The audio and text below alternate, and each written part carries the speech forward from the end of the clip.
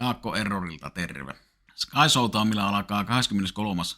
toukokuuta tämmöinen erittäin mielenkiintoinen uusi thrilleri kuin Concordia, joka kertoo tämmöisestä Ruotsissa sijaitsevasta tulevaisuuden kaupungista, jossa kansalaisia valvoo jatkuvasti tämmöinen tekoälyllä varustettu valvonta. Concordiassa ei ole tapahtunut oikein mitään 20 vuoteen, kiitos tämän tekoälyvalvonnan. Ja siinä vaiheessa, kun tätä teknologiaa ruvetaan miettimään muuallekin päin maailmaa kaupunkeihin käyttöön, niin eiköhän siellä tapahdu ensimmäinen murha. Ja miten tämä sitten on mahdollista, niin sitäpä tässä sarjassa sitten selvitellään. Me saatiin haastatella tämän sarjan vastaavaa tuottajaa Frank Doelgeria, jonka aiempaa käsialaa on muun muassa semmoiset sarjat kuin Game of Thrones ja Rome esimerkiksi. Saatiin Frank linjoille ja tässäpä on meidän pikainen tentti, mitä me saatiin Frankista irti tulevan sarjan tiimoilta.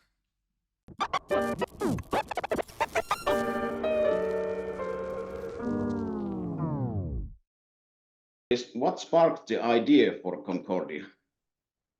I'd always been fascinated by this tradition of utopian communities. As you probably know, in the late 19th century, early 20th century, companies such as Siemens, Michelin, Cadbury, Hershey's, they all created these utopian communities for the companies. And the idea was, could they provide a safer, healthier, more egalitarian community for the people who worked for the companies. And this was from the presidents of the company and their families down to the people who cleaned the factories. And I always thought, what would the 21st century version of a utopian community be like if you wanted to provide that same world? And I thought, well, you know, if you were going to do that today and you wanted to keep people safe, maybe improve their health, you would probably have to use some sort of surveillance, and it's probably sort of AI. So the idea was, how would you use that as part of this community? And we also thought it'd be interesting that instead of, if you were doing that today, because of concerns about the environment and things sustainable, you wouldn't build big futuristic cities. You would go into areas of countries which have lost their populations as factories close, as businesses close, as young people leave. There are so parts of almost every country in the world which are abandoned. So you'd probably go back to some sort of dying town or place and try to revive it, restore it, invest in it to bring in new businesses and repopulate it. So that was the idea of the show, to explore what that utopian community in the 21st century might be. The show looks at technology, society, and what it means to be human. What do you want people to remember after watching the show? I think what we want people to remember is the experience of the characters who are living there. I think a lot of people go into a show such as Concordia thinking AI has to be a force for evil, that surveillance only is there to harm you. And I think what we were trying to do is suggest it's not the technology. The technology can be used for good in lots of ways. It's the question of the people who, what happens if it falls into the hands of the wrong people, or if it is used for different purposes. So I think most people have seen the show. There's a little bit of always a conversation I've heard is, would you agree to live in a world knowing you are on camera 24 hours a day? And and of course, the thing about Concordia is, yes, you are on a camera 24 hours a day, wherever you are, but no one's ever watching you. Unless there's a reason to go back to that footage, you have to get a court order to actually get it. So in some ways, you're much safer and much more protected, even though there are cameras absolutely everywhere and sound recordings everywhere. So my hope is that people will just take a look at it and think, okay, maybe there's some good, there's some bad, but it's here. This is our future. It's our present. So how are we going to use this to our benefit and protect ourselves against maybe the more negative aspects?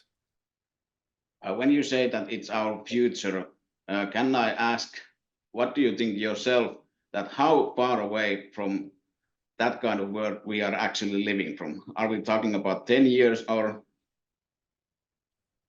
I'm not an expert on this, but I certainly feel that we're much closer than any of us would like to think. I mean, it's amazing. I was so stunned the last time I went back to New York, when I went through passport clearance. I didn't even take out my passport. I stood in front of a monitor. My picture was taken, and they cleared me. And I thought, and I didn't even sign up for this. When I got my new passport 4 years ago, apparently this was part of a system. So I was really stunned that, wow, somewhere in the hundreds of millions of files, they were able to find my photograph and say, fine, come through. So I'm always surprised that how advanced things are, what people know and what they can find out. So yeah, it's here, I think. And hopefully it will be good. It will use mostly to our benefit, not to our harm. But that's a real challenge, obviously.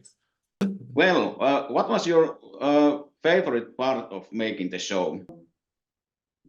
I think the most interesting part for me was the research. It was really interesting when you start with an idea like, what would a utopian community be? Well, then you bring in the people to advise you.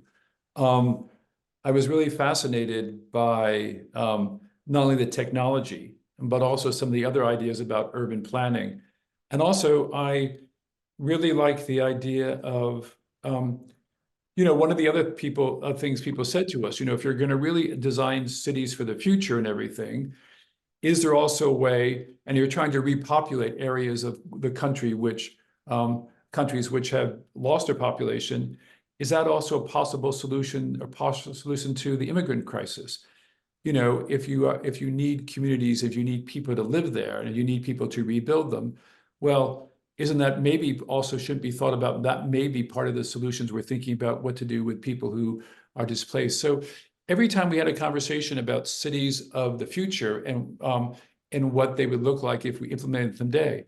So that changed the casting. We decided that even though it's taking place in the middle of Sweden, well, let's make sure that actually the people who are applying to come there in the 20 years since it's been in work, they're coming from all over the world, which is why we have those little documentary introductions to each of the episodes to show all the people who are coming there. So it was one of those conversations and conversations about the project that kept leading in unexpected ways. You don't start off thinking about a community with AI that's utopian, and you say, okay, but why not also make it a home for a lot of people who need a place to live, who can no longer live in the countries where they were born? So that was what was interesting about it. And then, finding a way to reflect that on the screen without necessarily talking about it the whole time.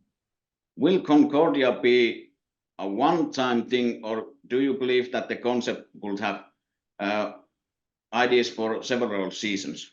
The show is designed to end in a very satisfying way for the first season, but it also is designed to end about what will happen next. So yes, there's definitely, if things go well, I think there'd definitely be a second and maybe a third season. Okay. Last question, with AI growing so fast, why do you think that Concordia is an important show right now? I think it's important that I think that all of us have to have a conversation about how AI is going to affect our lives. And, Concordia, it's one show probably of a lot of the shows that will be coming out, television, movies. There are going to be a lot of articles. So I think I'm hoping it's going to be part of the conversation, and also do it in a character-driven way. So it is a fiction, but we're trying to make it, as real as possible. So yes, I hope it will be part of the conversation we all need to have about what the future holds for us in a world where AI is going to be so prominent, and maybe, again, a force for good or a force for evil. It depends on how we handle it.